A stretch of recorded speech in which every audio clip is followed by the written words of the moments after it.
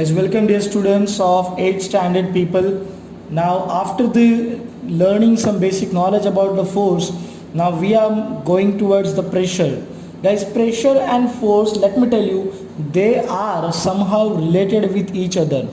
Okay, so guys, when we talk about the pressure, okay, like मैं simple example देता हूँ, इसको पहले छोड़िए, थोड़ी मेरी बात सुनिए. Like if I am trying to push something, okay, or I am trying to just hammer a nail inside the wall, right? So what I can say in both terminologies that I am applying the force also and I am applying some pressure also. Okay, so guys, pressure जो होता है, pressure is nothing but force only. But when we talk about pressure, guys, we need to consider a particular area on which we are applying the force. Okay, मतलब for example देखिए, अगर मैंने यहाँ पे force लगाया, ठीक है, so you can see this much area I need to consider, right? So when I'm applying the force and with the consideration of area, that will become my pressure. Okay, so guys, pressure force से थोड़ा सा ऊपर का quantity है, थोड़ा सा detail quantity हम लोग उसको बोल सकते हैं. So force is an like overall कि if I touch this thing, so this is what I am applying the force on this screen. Okay, but guys, you can see when I am applying some force, though I am applying the force over here, you can feel the result of force over here. मतलब यहाँ पे धक्का मारने से यहाँ का part भी हिल रहा है. इसका मतलब क्या, the force is getting distributed over some area, right? So guys, the force upon area is referred as the pressure. So आपको ये कुछ बेसिक टर्मिनोलॉजीज दी है जहाँ पे आपने ये वर्ड सुना रहेगा, प्रेशर या फिर प्रेशराइज्ड, राइट? सो टायर के अंदर हवा चेक करते हैं, हवा का प्रेशर चेक करते हैं. प्रेशर मतलब क्या होता है पता है? एक मैं सिंपल भाषा में बताता हूँ कि टायर के अंदर हवा है, बराबर, जो भी है, ट्यूबलेस टायर रहेगा तो टायर के अंदर, अगर ट्यूब वाला टायर रहेगा तो ट्यूब के अंदर, ठीक है ना? तो भैया जहाँ पे हवा है, राइट, फॉर एग्जांपल इस टायर के अंदर हवा है, so the air inside the tyre wants to come outside, okay, लेकिन the air can't. Why? Because इस टायर में हम लोग ने हवा को भर के उसका नॉच जो है, उसका बटन, उसका आउटलेट जो है, इनलेट हम लोग या कोई सिंपल एग्जिट बोल सकते हैं, राइट, सिंपल लीड बोल सकते हैं, लीड बोल लो, ढक्कन बोल लो, तो वो क्लोज कर दिया है. तो यहाँ पे क्या हो रहा है, the air inside the tyre will apply some pressure on the tyre. Why? अंदर की एयर टायर को बोलेगी, अरे तूने मेरे को पकड़ के रखा है, मुझे यहाँ पे अंदर नहीं रहना है, मुझे बाहर जाना है. So the air inside the tyre will apply the pressure on tyre from inside, right? But the air can't come out. Why? Because we have closed the lid, right? So guys, that is referred as a pressure developed from inside the tire, okay, by the air inside it, right?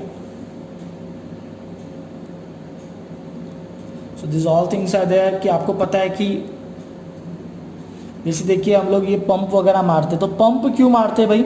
क्योंकि किसी कारण tyre के अंदर की हवा बाहर निकल जाती है, राइट? एंड जो टायर के ऊपर प्रेशर मेंटेन रहना चाहिए, मेरी बात सुनिए गाइस, अगर ये प्रेशर मतलब अंदर से दबाव टायर पे नहीं रहेगा और टायर फ्लैट रहेगा तो आपको चलाने में दिक्कत होंगी, आपको चलाने में प्रॉब्लम हो सकती है फ्लैट टायर के साथ. So what you want to ride swiftly, you want the enough amount of air inside the tire. That means you need some pressure that must be applied from inside the tire, so the shape of tire will remain circular and it will help you to ride your cycle easily. Okay, so note my words people. सो यहाँ पे हवा कम हो चुका है, मतलब हवा निकल गई, मतलब क्या, हवा जो टायर के ऊपर प्रेशर लगाएगी वो प्रेशर भी कम हो गया. तो हम लोग क्या कर रहे हैं, we are sucking the air from outside environment and we are sending that air inside the tube of the tire. All right, okay. तो अंदर हवा जाएगी एंड जैसे अंदर हवा आने लगेगी again the air inside the tube will start applying the pressure from inside the tube. अंदर से दबाव लगाएगा ना, अंदर से प्रेशर लगाएगा सो दैट जब पूरा हवा भर जाएगी तो ये बच्चा क्या करेगा, फटक से ढक्कन को क्लोज कर देगा ताकि हवा बाहर ना निकल पाए. So guys I hope pressure का मतलब आपको समझा रहेगा. Pressure is nothing but a kind of force, but in that case we need to consider some area. Okay, जैसे यहाँ पे अंदर का एरिया कंसिडर करेंगे टायर के केस में. There is a beautiful activity. Take a sharp pointed nails and push them into the wooden plank by hammering their heads. ऊपर hammer किया ना, simple. Now take a nail and hold it with its head on the plank. उल्टा कर दिया भाई. It down from the pointed end. Now you can see पहले क्या था देखिए.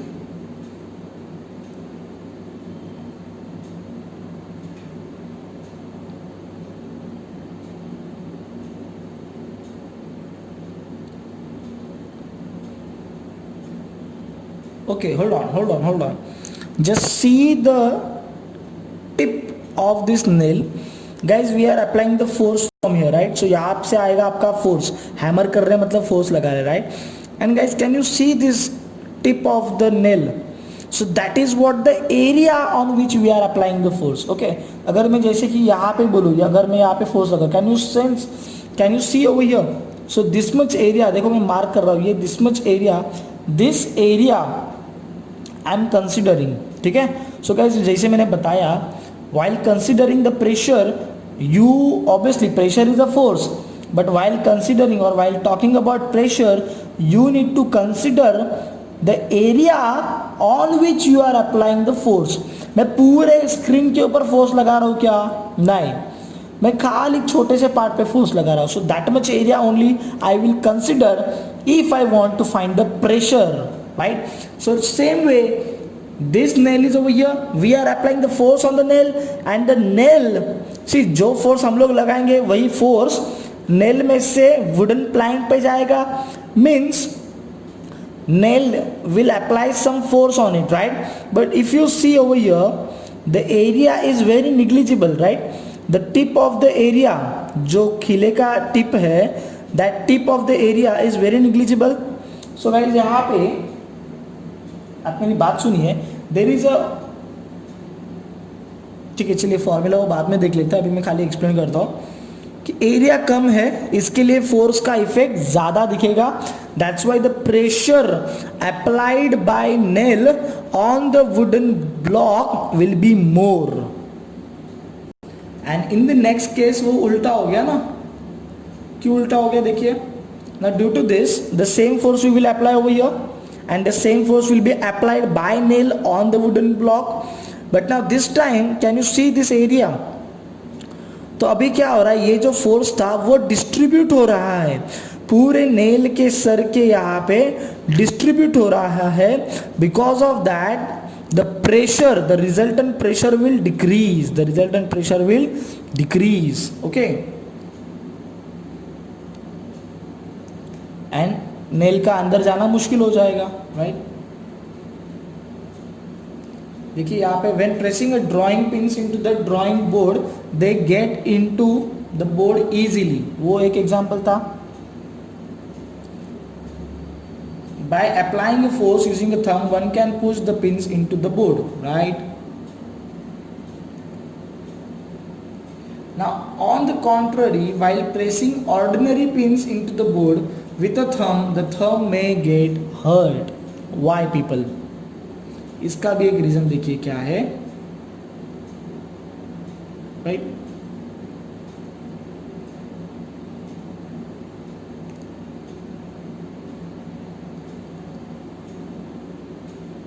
See, now when we talk about the hurting of our thumb, what we need to consider,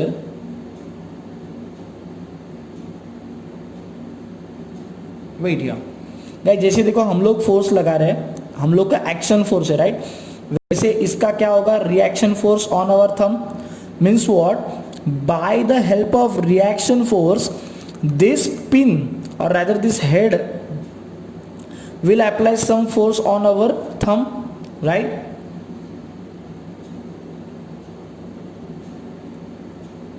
Okay, so now here the area was more, okay, the area in contact was more, that's why the pressure coming on our thumb was less.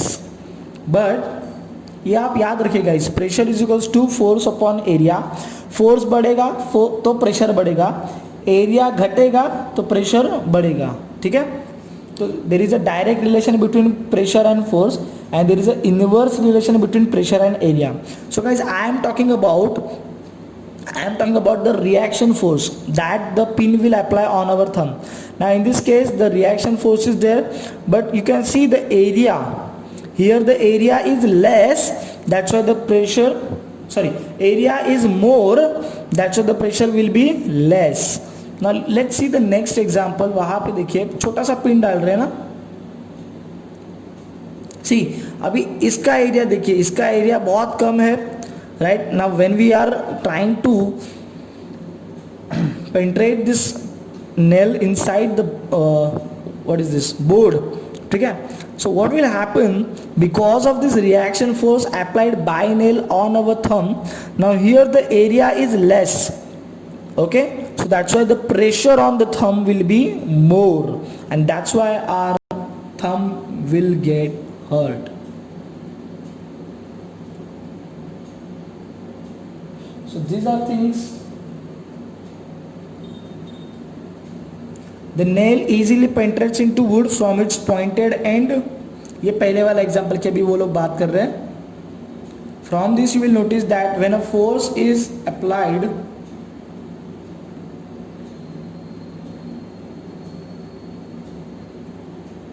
see here, from this you will notice,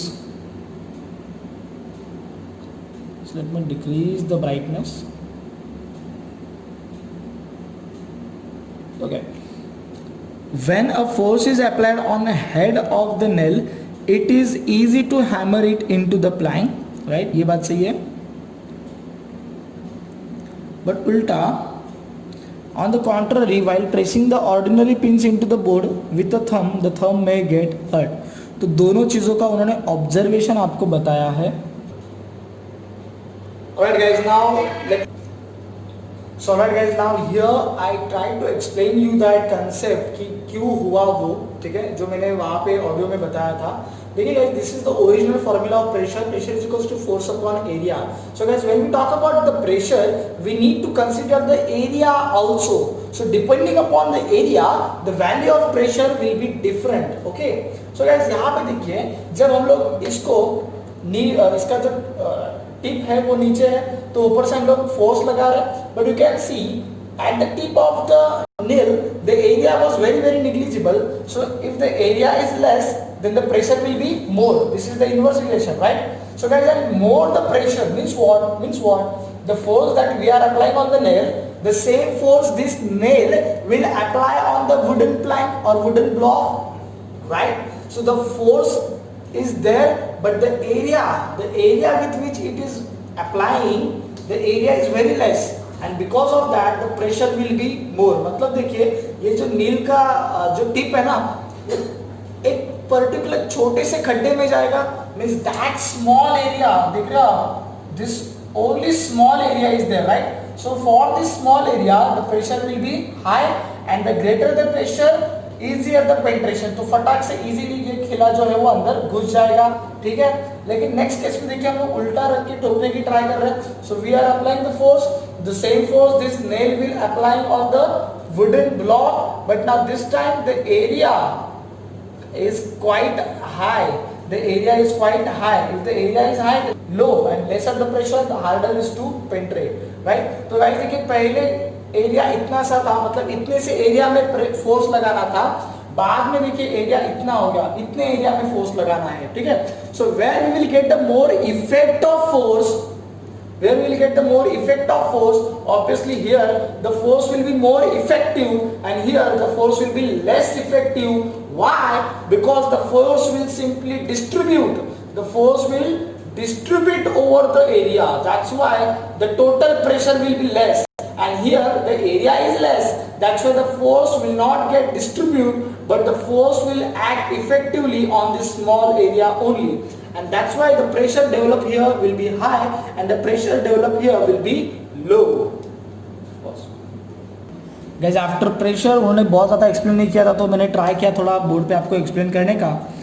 इससे भी ज़्यादा explanation हम लोग classroom lecture में देखते हैं.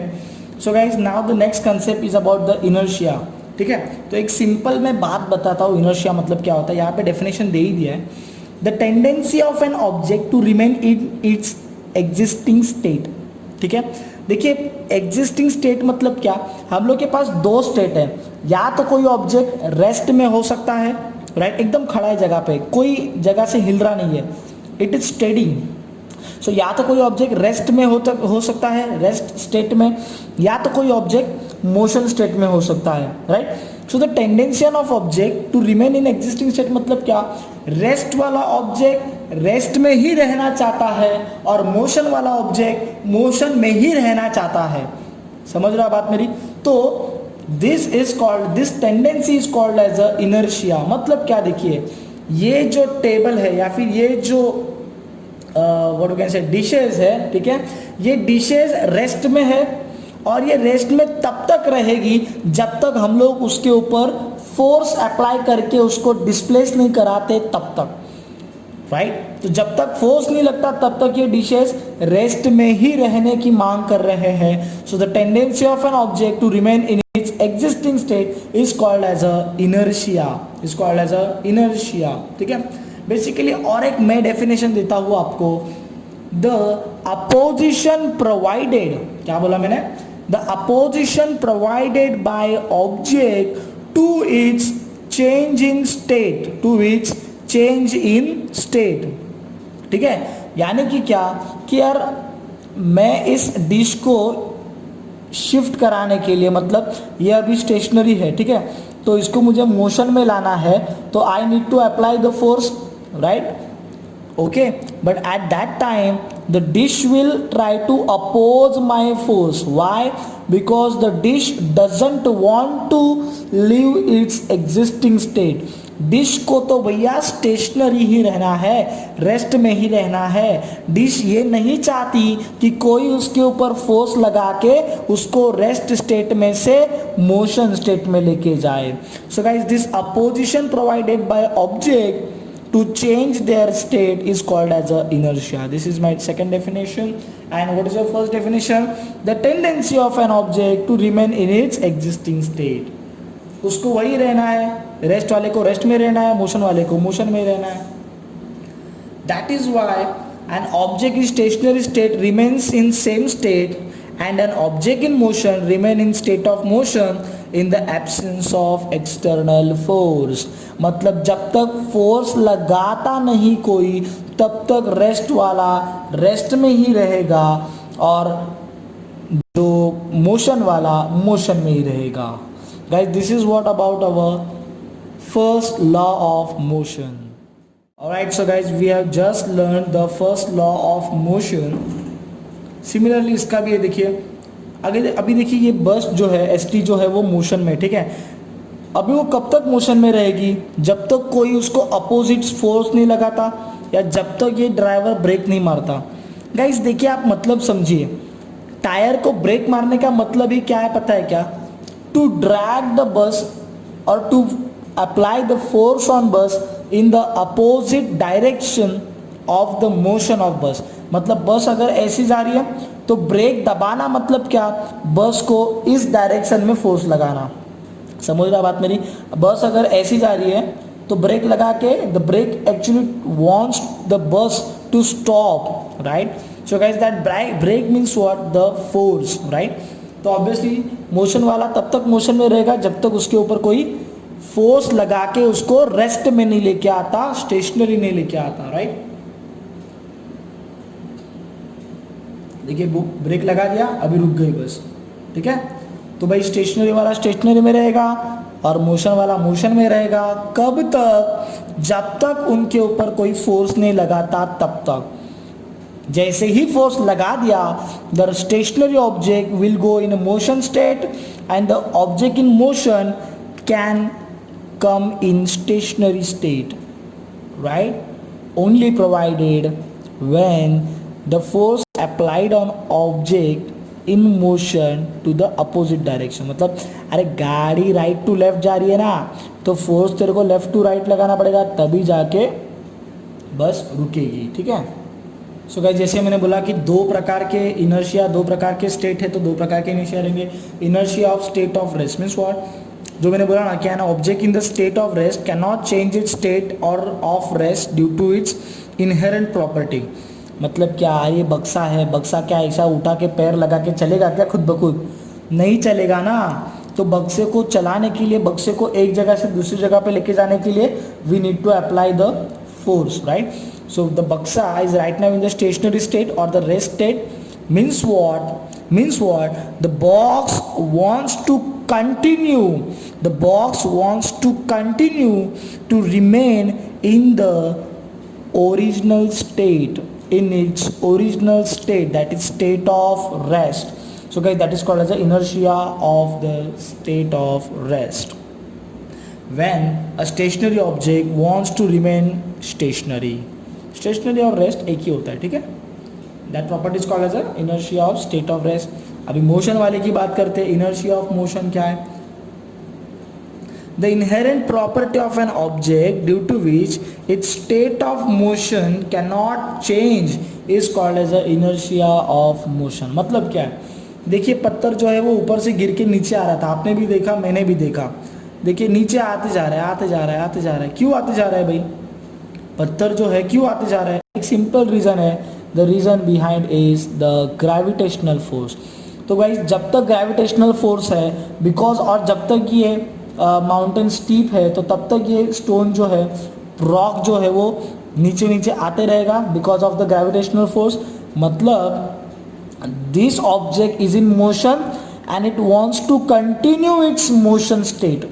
वो उसका मोशन स्टेट में है और उसको अपना स्टेट कायम रखना है। ओके, उसको स्टेट अपना बदलना नहीं है।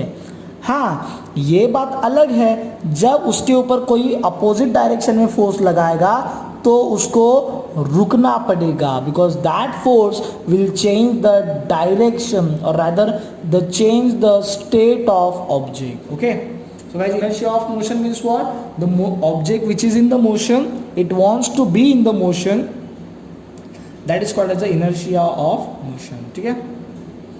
फॉर एग्जाम्पल यहाँ पे देखिए, वो इलेक्ट्रिक फैन का अपना example. The electric fan continues to revolve even after it switch off. Switch off होने के बाद भी वो थोड़ी देर तक घूमते रहता है ना। क्यों घूमते रहता है? क्योंकि पहले हमने उसको मोशन स्टेट में डाला, तो अभी भी वो फैन का जो पाती है वो घूमना चाहता है, लेकिन हम लोग ने स्विच तो बंद कर दिया है। So since we have switch off the fan is not getting the electrical force on it, right? Fan के अंदर का जो मोटर है उसके ऊपर इलेक्ट्रिकल फोर्स नहीं है, और इलेक्ट्रिकल फोर्स नहीं है तो क्या होगा? The fan will automatically come at rest. बराबर, आप समझ रहे हो? फैन का मुझे बताइए, फैन के जो ब्लेड्स है उसका ओरिजिनल स्टेट क्या था? जब आप फैन लेने गए थे तो फैन क्या पहले से चालू था क्या? चालू फैन ऐसे ही उठा के लेके आए, फिर घर पे लेके आके फिर बंद किया, ऐसे नहीं ना। The original state of the blades of fans was stationary, right? आपने स्विच ऑन करके मतलब क्या किया? You apply the electrical force on the motor inside the fan, because of that the fan was moving. Means what? Because of that force the blades of fan changed its state. वो stationery में से motion में चले गए। और अभी देखिए, अभी एक दफ़ा वो मोशन में चले गए तो अभी ब्लेड्स क्या बोलेंगे? यार तुमने तो मुझे स्टेशनरी में से मोशन में ला के रख दिया, तो अभी मैं कम से कम अभी मैं मोशन में रहना चाहता हूँ। ठीक है, लेकिन जब तक स्विच ऑन है तब तक फोर्स उसको मिल रहा है एंड उसके कारण वो घूम रहा है। जैसे ही स्विच ऑफ कर दिया, फोर्स मिलना बंद हो जाएगा एंड धीरे धीरे क्या होगा? Blades of the fans will come from motion state to the rest state. Now, why this happen people? Because there is a friction between the motor के जो अलग अलग कॉइल्स होते हैं अंदर, उसमें फ्रिक्शन होता है ना रे, घिसता है ना वो मोटर अंदर से, तो due to that friction the motor has to stop after some time. तो थोड़ा टाइम लेगा, घूमेगा, लेकिन थोड़ी देर के बाद रुक जाएगा. ठीक है, तो वो बात अपना टॉपिक का नहीं था. अपना टॉपिक का बात ये था कि ये मोशन में है तो थोड़ी देर तक वो मोशन में रहेगा because of its inertia of motion, because still it wants to be in the motion state. ठीक है, सेम इसका भी एग्जांपल है. देन देखिए डायरेक्शनल इनर्शिया क्या है. The inherent property of an object due to which the object can not change its direction. मतलब क्या है? अरे सिंपल, अगर आपने इस दिशा में फोर्स लगाया so the ball will continue to move in this direction only ना, until and unless you are not changing इस डायरेक्शन. अभी देखिए यहाँ पे पत्थर आ गया ना, पत्थर आ गया मतलब क्या, इस पत्थर ने इसके ऊपर फोर्स लगाया ना, दैट्स वाई इस ऑब्जेक्ट का डायरेक्शन क्या हुआ, चेंज हुआ. अदरवाइज आपने जिस डायरेक्शन में उसको भेजा था उसी डायरेक्शन में वो चलता रहता था, उसका डायरेक्शन चेंज नहीं होता था. So the inherent property of an object due to which the object cannot change the direction of its motion, it is called as a directional inertia. समझ रहे हो? जब तक उसके मार्ग का कोई चीज उसका डायरेक्शन चेंज नहीं करता, उसके ऊपर कोई फोर्स नहीं अप्लाई करता, तब तक उसका डायरेक्शन चेंज होगा नहीं. ठीक है, that is called as a directional inertia. तो गाइस आपको समझ रहा है कि ये इनर्शिया वर्ड जो है वो भविष्य में होने वाले चेंज को विरोध कर रहा है, भविष्य में होने वाले चेंजेस को अपोज कर रहा है. जैसे कि स्टेट इनर्शिया मतलब क्या, वो स्टेट में रहना, अपना रेस्ट में रहना चाहते हैं, सॉरी रेस्ट इनर्शिया मतलब क्या, रेस्ट में रहना चाहते हैं, वो मोशन में जाना चाहता नहीं है. मोशन इनर्शिया मतलब क्या, मोशन में रहना चाहता है, मोशन में से स्टेट में जाना, सॉरी मोशन में से, गलती हो रहा है, मोशन में से रेस्ट में जाना नहीं चाहता है. डायरेक्शनल मतलब वो जिस डायरेक्शन में जा रहा है उसी डायरेक्शन में वो आगे जाना चाहता है, डायरेक्शन चेंज करना नहीं चाहता है. That is what called as a directional inertia. तो एक हट्टी स्वभाव आपका दिखता है यहाँ पे इनर्शिया में. तो इनर्शिया को आप एक हट्टी स्टबन स्वभाव से डिफाइन कर सकते हो.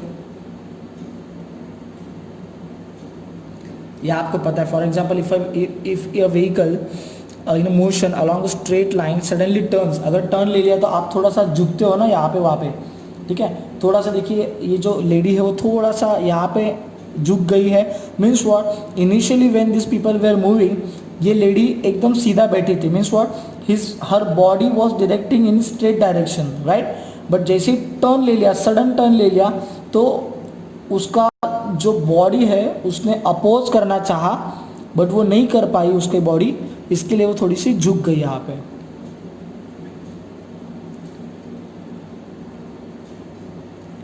गाइस यूनिट ऑफ प्रेशर में देखिए, जैसे मैंने पहले भी एक्सप्लेन किया था, प्रेशर का formula force upon area. So force का यूनिट इज न्यूटन, एरिया का यूनिट इज मीटर स्क्वायर. तो यूनिट बन गया न्यूटन मीटर स्क्वायर. ठीक है, जिसको हम लोग कैसे डिनोट करते हैं, पास्कल भी बोलते हैं उसको. यू कैन सी, यहाँ पे देखिए एयर दिख रहा है आपको हिडन. ठीक है, तो ऊपर से हम लोग प्रेशर दे रहे हैं. So unit of pressure is 1 bar. So 1 bar जो होता है which is equal to 10⁵ pascal. ठीक है, बैरोमीटर अगर आपको पता रहेगा तो प्रेशर मेजर करने के लिए यूज करते हैं हम लोग. Pressure is a scalar quantity not a vector quantity. ये देखिए, if area increases the pressure reduces, area बढ़ गया तो प्रेशर कम होगा. एंड अगर एरिया कम हुआ, ये मैंने अभी एक्सप्लेन किया था नील के टाइम पे. For example due to natural adaptation the bottom surface of camel feets are broad. Why broad people? Because देखिए इनका पैर जितना लंबा रहेगा उतना इसका एरिया ज़्यादा रहेगा. एंड एरिया ज़्यादा रहेगा तो उनके पैरों के ऊपर आने वाला प्रेशर कम रहेगा और वो इजीली आगे चल पाएंगे. ठीक है,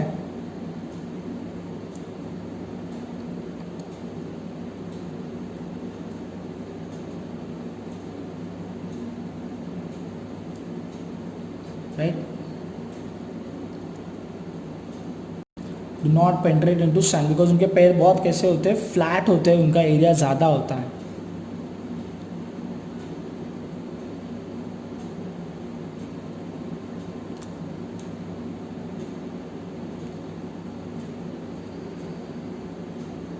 pressure on solid you know guys, अगर हमने कुछ वेट रख दिया यहाँ पे, ठीक है, the pressure depends on the this, obviously it will apply some force on this wooden table and एक सर्टन एरिया वो कवर करेगा ना उसके नीचे. तो guys we can say this object is applying the force on particular area, so the force applied by this object will be referred as pressure. So this pressure depends on the value of the weight and the contact area between two. तो दोनों के बीच में area कितना है और force कितना लग रहा है, मतलब ही इसका वेट कितना है. ठीक है, जितना उसका वेट रहेगा उतना ये फोर्स लगाएगा टेबल के ऊपर. You can see that area. ठीक है, ये पूरा नीचे वाला रहेगा ना, मतलब पीछे से भी रहेगा.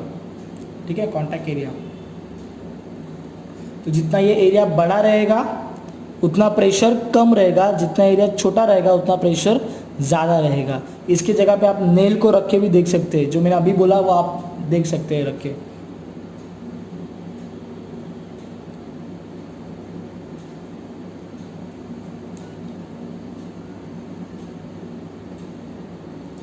The next topic we are going to the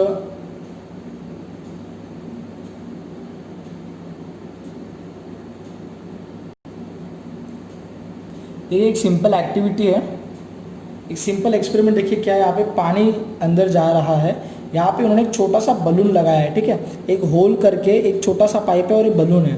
क्या लगता है यहाँ पे जब पानी भरना शुरू हो जाएगा, सेम ये पानी इसमें भी जाएगा और धीरे धीरे बलून में भी जाएगा, right.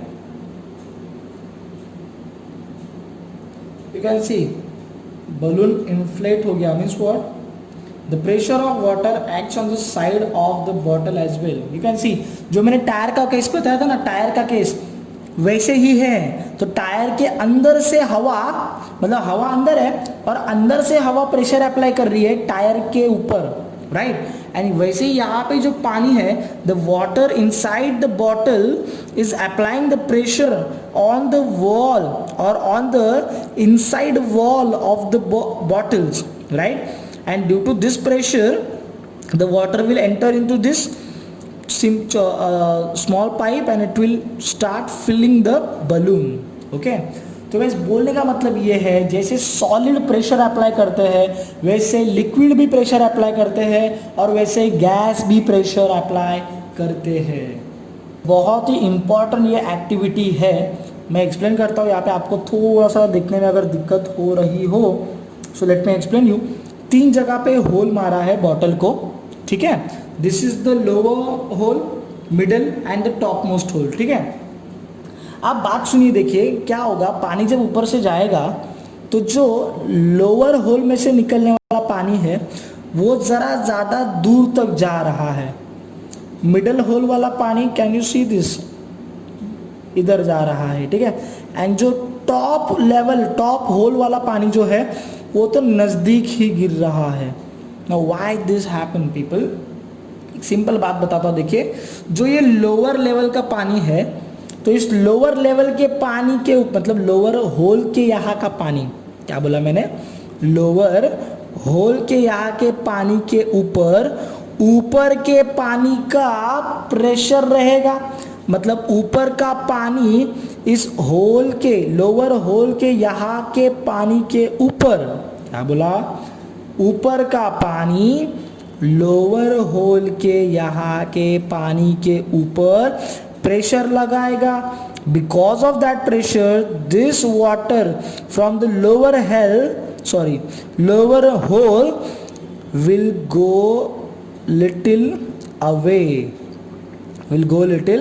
away from the bottle because of this pressure applied by upper layers. ठीक है, अभी आप जब देखेंगे मिडल लेयर की बात करेंगे तो मिडल लेयर के ऊपर के लेयर का प्रेशर है, लेकिन जितना लोअर लेवल पे प्रेशर था उतना प्रेशर नहीं है. because of that medium pressure, the water from medium hole or the middle hole will fall somewhere near to the bottle, not too close to bottle but somewhere near to bottle, right. And जो ऊपर का whole है, आप देखिए ऊपर के whole के ऊपर सबसे कम प्रेशर है, सबसे मिनिमम प्रेशर अप्लाई होगा ऊपर के होल वाले पानी के ऊपर। दैट्स वाई यहाँ का पानी आराम से नीचे गिरेगा क्योंकि उसके ऊपर कोई प्रेशर ही नहीं है। So because of less pressure the water will fall very close to the bottle. तो गाइस ये सब प्रेशर का कमाल है। लोअर होल में से जो पानी निकल रहा था उसके ऊपर बहुत ज़्यादा प्रेशर था, इसके लिए बहुत लंबा तक गया। मिडिल लेवल पे प्रेशर मीडियम था, इसके लिए वो मीडियम तक गया, मिडिल लेवल तक गया, ज़्यादा लंबा नहीं गया। और सबसे हाईएस्ट लेवल पे प्रेशर बहुत कम था, इसके लिए वो नज़दीक ही गिर गया। ठीक है गाइस, दिस एक्टिविटी बहुत इजी है और बहुत इंपॉर्टेंट है। तो ये बताती है that liquid can also apply the pressure on other liquid. Okay, तो बात ये याद रखिए पीपल। और एक चीज़ देखिए, यहाँ पे जब दो होल सेम लेवल पे थे तो दोनों भी सेम डिस्टेंस पे गिरे। क्यों? क्योंकि दोनों भी सेम लेवल पे है तो इनके ऊपर जो प्रेशर रहेगा वो भी इक्वल रहेगा। Get similarly in this activity we will talk about the gas pressure, जो हम लोगों ने पहले बहुत बार डिस्कस किया है टायर के एग्जाम्पल में वगैरह।